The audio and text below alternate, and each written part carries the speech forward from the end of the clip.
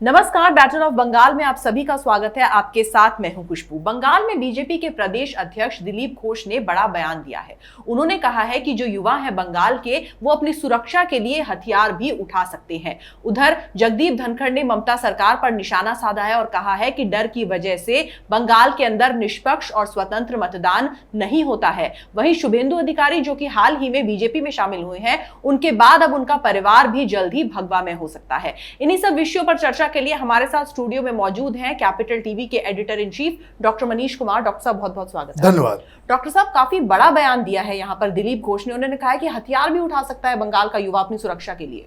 देखिए, दिलीप घोष साहब कभी कभी वो बयानों में अपनी लक्ष्मण रेखा क्रॉस कर जाते हैं, और वो क्रॉस इसलिए भी करते हैं क्योंकि वो अपने कार्यकर्ताओं के मोराल को जो है वो बिल्कुल अप रखना चाहते हैं। क्योंकि उनके सामने जो चुनौतियां हैं, वो सबसे बड़ी चुनौती ये है कि जिस तरीके से तृणमूल कांग्रेस के जो गुंडे हैं, वहाँ पे चुनाव राजनीति के नाम पे दिन दहाड़े दहशत फैला रहे हैं, कत्ल गारत कर रहे हैं। उसके लिए विपक्षी पार्टियों को, खास करके क्योंकि ये चैलेंज देने वाली पार्टी है बीजेपी, तो उनके कार्यकर्ता डरे नहीं, उनके कार्यकर्ता बिल्कुल उनका मनोबल नहीं टूटे। तो इस तरह के बयान अलग अलग लोग तो लगातार दे रहे हैं, लेकिन उसमें एक संयम बरतने की ज़रूरत है। जैसे प्रधानमंत्री ने भी बयान दी, उन्होंने क्या कहा था? उन्होंने कहा था कि अगर ममता बनर्जी ये सोचती है कि बीजेपी के कार्यकर्ताओं को हत्या कराने के बाद वो इस चुनाव को जीत जाएगी और हम बिल्कुल डर के मैदान छोड़ के भाग जाएंगे, तो ऐसा नहीं हो सकता। मैं चुनौती तो नहीं देना चाहता, लेकिन मैं चेतावनी देना तो नहीं चाहता, लेकिन ये मुगालते में ममता बनर्जी ना रहे कि बीजेपी डर जाएगी। इसी तरह का बयान जब अमित शाह जी गए हुए थे बंगाल, उन्होंने उनसे वायलेंस के ऊपर पूछा गया, तो उन्होंने बताया कि हमारे कार्यकर्ताओं का बलिदान जो हो रहा है, इसका हम बदला लेंगे। ये इस तरह से नहीं हो सकता, ये राजनीति इस तरह से नहीं चल सकती। तो आप जब राजनीति में हैं और जब आपके पास दायित्व है, आप छोटे मोटे तो लीडर हैं नहीं, आप बीजेपी के अध्यक्ष हैं, तो आपको इस तरह के बयानों से बचने की ज़रूरत है। लेकिन मरता क्या न करता। अब आप देखिए, दिलीप घोष के ऊपर मैं तो काउंट कर सकता हूं कि कम से कम 2 दर्जन से ज़्यादा अटैक हुए हैं, जानलेवा हमला हुआ है, इनको खत्म करने की कोशिश की गई है। और किसने किया? और तो और कई सारे लोग, देखिए, जैसे ये बयान होता है, क्या मैं इसलिए कह रहा हूं कि इस तरह के बयान से बचना चाहिए, क्योंकि ये बयान आपने जैसे ही दिया, ये लेफ्ट विंग कमाल, ओ माय गॉड, इस तरह का ये बीजेपी तो दंगा करवाएगी, ये गुजरात बना देगा, ये ब्ला ब्ला, ये अपना तमाशा ही लोग चालू कर देंगे। लेकिन कोई ये नहीं पूछेगा कि तृणमूल कांग्रेस की तरफ से जो लगातार वहां पे हिंसा की जा रही है, और उसमें ये सरकार पूरी तरीके से फेल हुई है। इनफैक्ट मैं आपको बताऊं कि दूसरी बात, जो लोग बंगाल को जानते हैं वो मेरी इस बात से इत्तेफाक रखेंगे और इस बात को समझेंगे कि किस तरीके से वहां इनफैक्ट पुलिस ही पॉलिटिकल कार्यकर्ता, तृणमूल के दलाल की तरह बंगाल की पुलिस बीजेपी के नेताओं के ऊपर निशाना साधती है, उनके घर को जला देती है, लोगों की हत्या करवाती है। खुद करती नहीं है तो हत्या करवाती है। और तृणमूल कांग्रेस जिस तरह से हत्याएं करती है, तो अभी आप देखिएगा कि ये कॉमन ट्रेंड है जी। आप ये समझिए कि जिस तरह से सुशांत के केस में मरने के फौरन 15 मिनट के बाद महाराष्ट्र की सरकार के मंत्री, वहां की पुलिस ने कह दिया भाई आत्महत्या है, ठीक ये ट्रेंड बंगाल में ये पिछले 2 साल से चला आ रहा है कि आप मार देते हैं बीजेपी के कार्यकर्ताओं को, और पुलिस आते ही बिना किसी जांच, बिना किसी फॉरेंसिक टेस्ट, बिना किसी चीज के वो डिक्लेयर कर देगी कि भाई ये सुसाइड है। तो ऐसे पुलिस वाले, तो ये तो पुलिस वाले नहीं, तो अब जब आप एक तो तृणमूल के गुंडों से भी लड़ रहे हैं, जहां कानून का कोई राज नहीं है, पुलिस वाले उन गुंडों के साथ मिलकर हत्याएं करवा रहे हैं। आप ये देखिए, लोकसभा चुनाव के बाद से 140 से ज्यादा बीजेपी कार्यकर्ताओं की हत्या हो गई। तो ऐसे में उस पार्टी का अध्यक्ष करे तो करे क्या? कोर्ट से राहत नहीं मिलती, सब ऐसा सिस्टम ममता बनर्जी ने वहां बना दिया है कि बिल्कुल कानून का कोई राज नहीं है। और इसलिए वहां पे जो बीजेपी के लीडर हैं उनका सबसे पहला दायित्व यही हो जाता है कि अगर सब अच्छा, मैं लगातार इस बात को कहते आ रहा हूं कि शहरी क्षेत्र में वो तो अलग कहानी है, रूरल इलाके में तो इनकी गुंडागर्दी, जो जिसके पास जिसकी लाठी उसकी भैंस, इलाके का इलाका जो है ये लोग कैप्चर कर लेते हैं। इलाके के इलाके में जो है बूथ वाले आप देखिए कई सारे लोग जो लेफ्ट कबाल के लोग, जो बहुत सारे लोग प्रोग्राम करेंगे, क्योंकि अभी अभी ताज़ा ताज़ा बयान आया है, तो प्रोग्राम जब ये करेंगे तो इनसे नीचे कमेंट में आप पूछिए कि क्या बंगाल की पुलिस मुर्शिदाबाद, मालदा, दिनाजपुर के उन बॉर्डर इलाकों में जहां मुस्लिम बहुल इलाका है वहां पुलिस घुसने की हिम्मत भी रखती है क्या? ये दलाली कर रहे हैं पुलिस वाले। बंगाल की पुलिस सबसे थर्ड क्लास पुलिस है। ये अपने पूरे इलाकों में बंगाल में वो जा नहीं सकते। मैं आपको बता दूं कि ये जब बसीरहाट का जब केस हुआ था, जब वहां पे दंगे भड़के थे, दिल्ली से बहुत सारे टीवी चैनल वाले ग्राउंड रिपोर्ट कवर करने के लिए वहां पहुंच गए। आधा से ज्यादा को वहां पे मुस्लिम इलाकों में बंधक बना लिया गया, किसी तरह से जान बचा करके भागे हैं। कई सारे लोगों ने आकर के अपनी कहानी बताई, कुछ चलने से चलाया भी, लेकिन ये हकीकत है। तो ये जो दिल्ली में बैठ के जो डफली बजाने वाले जो लोग हैं लेफ्ट लिबरल कबाल के, कि जो आज़ादी चाहिए, उनसे ये पूछना चाहिए। और जो एंकर ये बात कहता हुआ पाया जाए कि भाई यहाँ पे तो अध्यक्ष ऐसा बोल दिया, तो वो ऐसा बोल दिया, तो इस तरह से हिंसा भड़क रही है, वैसे अमित शाह ने कह दिया वो, अरे भाई आप जाकर के उन इलाकों में जाएं, आप पता करें।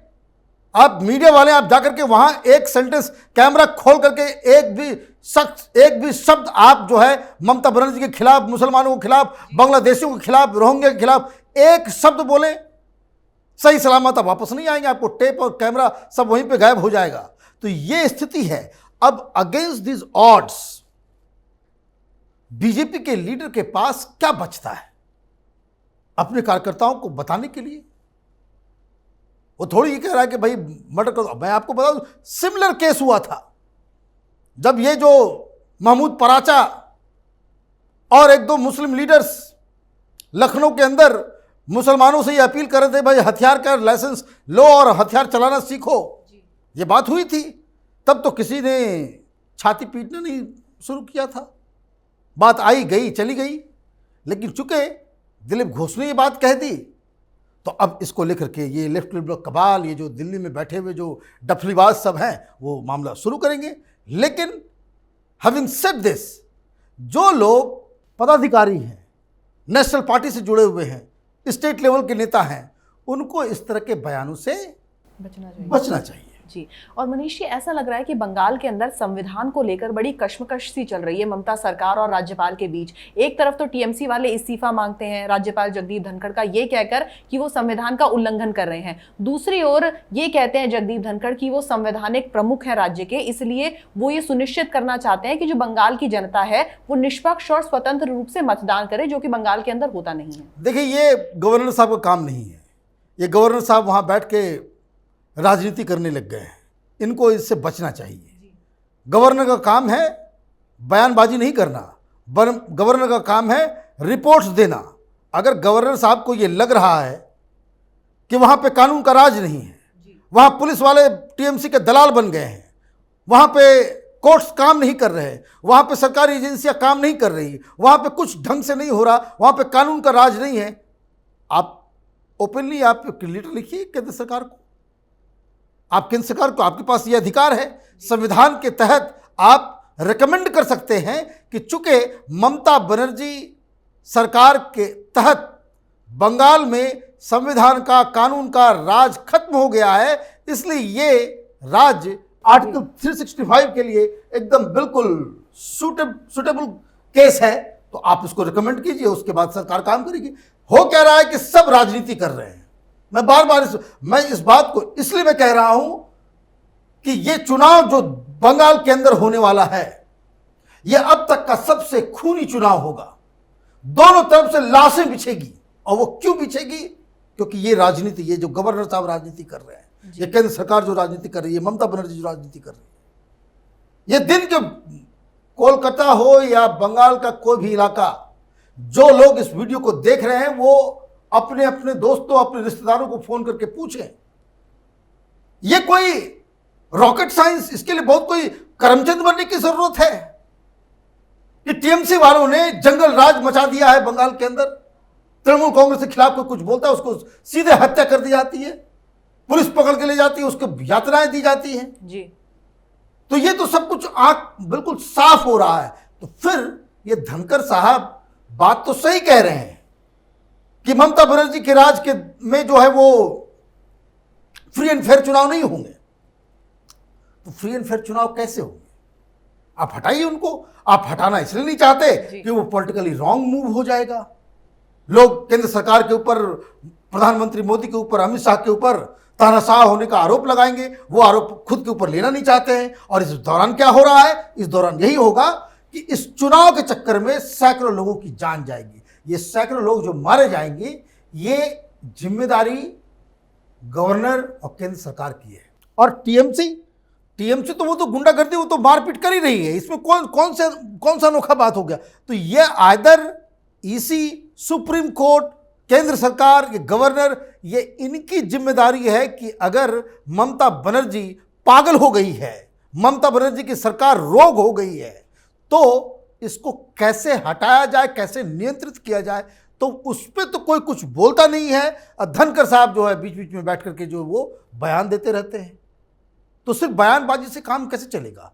वहाँ पे इमीडिएटली चुनाव की घोषणा की जानी चाहिए और वहाँ पे सेंट्रल फोर्सेस, ये जितने ये बंगाल के जो पुलिस है, इनको बोले भाई घर जाकर के बैठो 3 महीने, तुम लोगों का हिसाब किताब नई सरकार आने के बाद लिया जाएगा कि किसने पिछले 10 साल में क्या क्या गुनाह किए हैं, कितने लोगों के साथ आपने अन्याय किया है, उस सब का हिसाब किताब लिया। तब तो बात समझ, तब तो इसको कहेंगे दूध का दूध, पानी का पानी। अदरवाइज ये सिर्फ गवर्नर साहब बयानबाजी करते रहेंगे, ये अनुचित है। जी मनीष जी, अभी तक जैसा कि देखा जा रहा है कि ममता बनर्जी शुभेंदु अधिकारी के सदमे से नहीं उभरी हैं।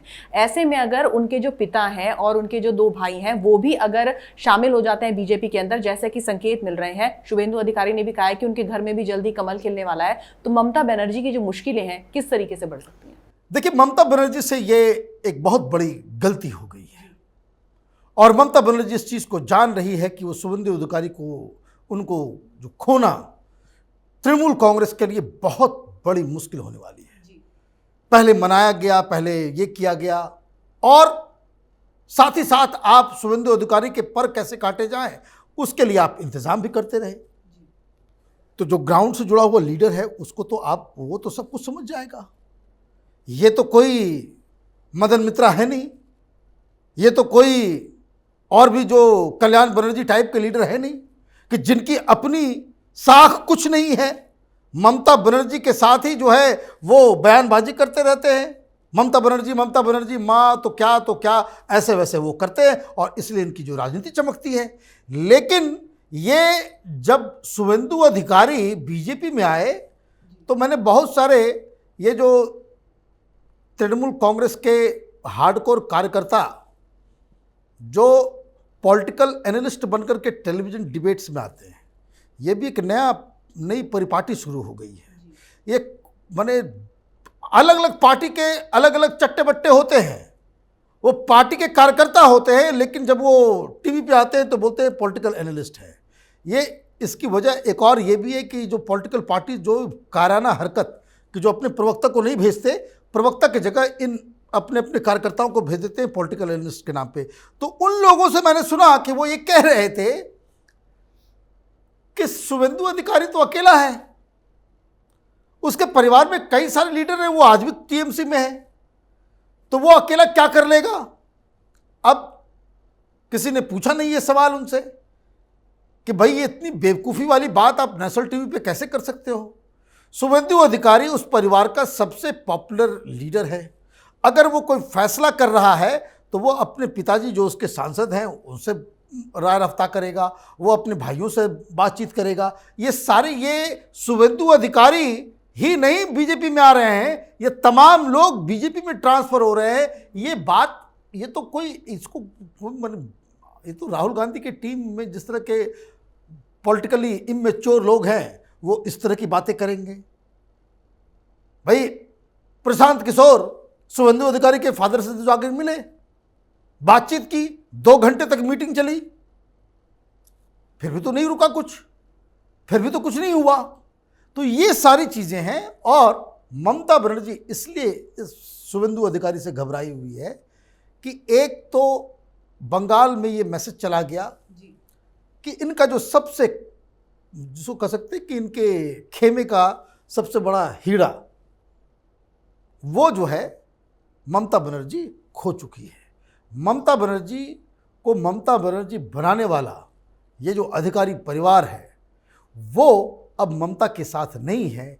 इससे लेकर के ममता बनर्जी को बहुत ज़्यादा समस्या होने वाली है और इसलिए वो एक नई जो टीएमसी में जो ज्वाइन की है सुजाता मंडल, उसको पीछे लगा दिया गया है कि भाई तुम सवेरे उठो एक शुभेंदु अधिकारी के खिलाफ जो है वो, ताकि ये इसलिए वो बयानबाजी सुजाता मंडल की तरफ से किया जाता है कि ताकि वो अखबार में आए और लोगों के दिमाग में ये पीछे वो हमेशा स्ट्राइक करता रहे कि शुभेंदु अधिकारी जिस तरीके से टीएमसी छोड़ करके बीजेपी में आए हैं उसी तरीके से ये सुजाता मंडल भी जो है वो बीजेपी को छोड़ के टीएमसी में आई है। लेकिन ये सारी चीज़ें वो काम होंगी नहीं, क्योंकि ग्राउंड में जिस तरह का समर्थन शुभेंदु अधिकारी को मिल रहा है, अपने इलाकों में ही नहीं, उन अपने जो एरिया ऑफ इन्फ्लुएंस के बाहर भी जो वो घूम रहे हैं, तो जिस तरह का सपोर्ट उनको मिल रहा है वो ममता बनर्जी को ज़रूर खटक रहा होगा। जी मनीष जी, बहुत बहुत शुक्रिया इस तमाम जानकारी के लिए। तो कहते हैं कि कमल कीचड़ में खिलता है और जिस तरीके से शुभेंदु अधिकारी रूपी कमल टीएमसी के कीचड़ में खिला है, तो अब उसके बीजेपी यानी कि उनकी असली जगह पर जाने का वक्त आ गया है और जल्द ही जो उनका पूरा परिवार है वो भी भगवामय होने वाला है। अगर आपको हमारा ये वीडियो पसंद आया तो इसे लाइक करें, शेयर करें और कैपिटल टीवी को सब्सक्राइब करें। नमस्कार।